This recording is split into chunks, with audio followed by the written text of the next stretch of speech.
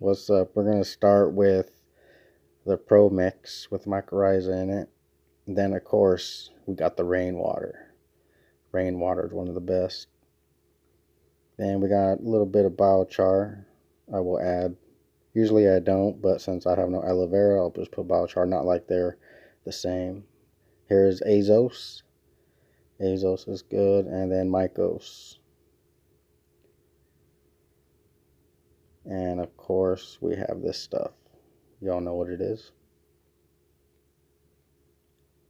And that's old age kelp right there that I'm going to be using. And of course, never forget your labels when you're doing different strains. And of course, that'll be for water if I need it. And my 1/4 gallon pots. I used to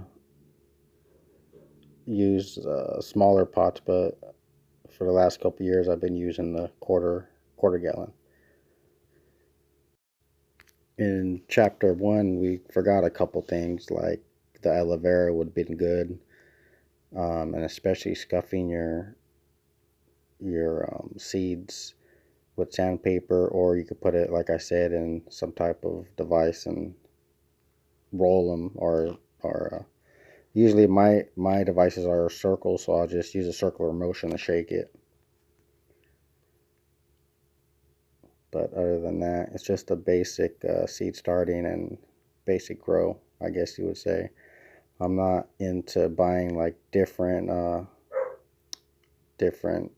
companies, just normal, all natural, as much as I can at least. So at this point I'm mixing, super mixing, and then we're going to be mixing the rainwater here with the wet ingredients.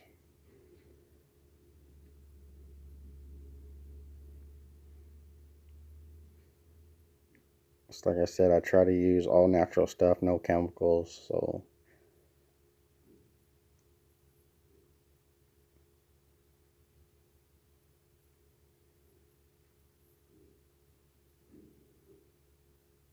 the old age kelp.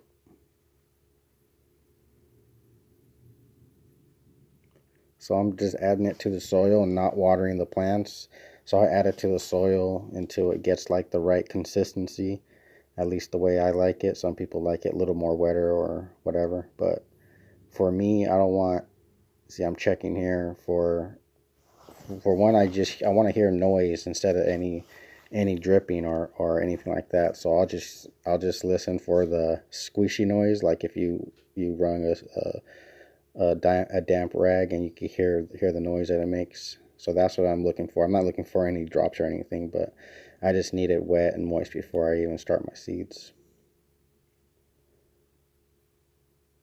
So the reason I put it not all the way to the top and not like a quarter of the way down, which I knew once I watered the plant, it would kind of compact a little more. That's one reason why I compact, like how I'm shaking it or patting it down. I don't do it a lot, but I want it to all the soil to be connected. I don't want no air pockets, so that's why I kind of do this, because I don't actual water on my first in my first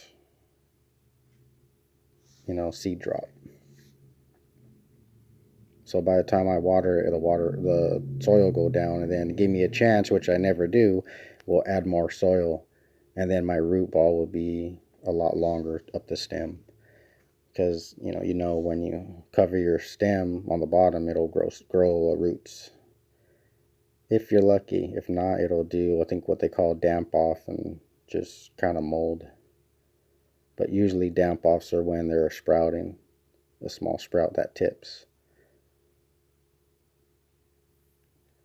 So basically, as long as the seed is, I try to put it that deep into the soil. Depending how big the sprout is. So if it's like, say, an inch, I'll put it in an inch inside the soil. That's how I kind of determine. Because I know if you put it too high, the plant is kind of weak, like when it grows a sprout, because it has no foundation. You want the root ball to kind of start low, unless you're going to add oil anyway, but still, before you do that, it should be past the sprout stage anyway, so it would defeat the purpose. So I only put just a tiny bit of water on the top where I put the seeds, see how small I put, because I want that area to get like locked. I want the soil to be like touching each other for sure, and everything's locked in right there. And then the root can, grow from there. And this is very important if you have different strains, and if you care, you want to label all your pots right after you put the sprout in every single time. So basically, I'm not going to show you me putting my sprout in every time. So we'll just show you how the seedlings look. I think the only one that didn't really come up the first 2 days was the GDP. The next day it grew, it sprouted really fast. So we'll see how stuff goes. We started with the Thin Mint cookies, and now we got the Do-si-do.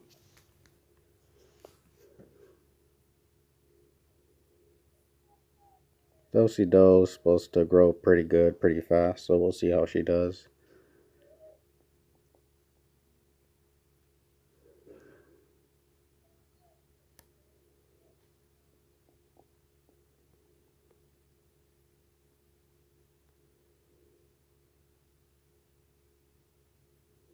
Platinum Do-si. I am going to grow it again, see how it grows this year. It'll be one of my seeds that I harvested from last year, so we got to kind of test the seed, see how it's going to do.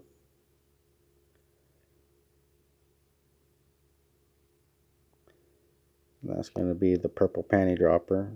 It'll be the third year I'm trying the purple panty dropper.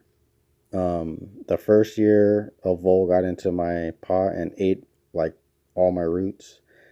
The second year it just didn't catch. It just didn't go good. And then this year the plant's looking promising. So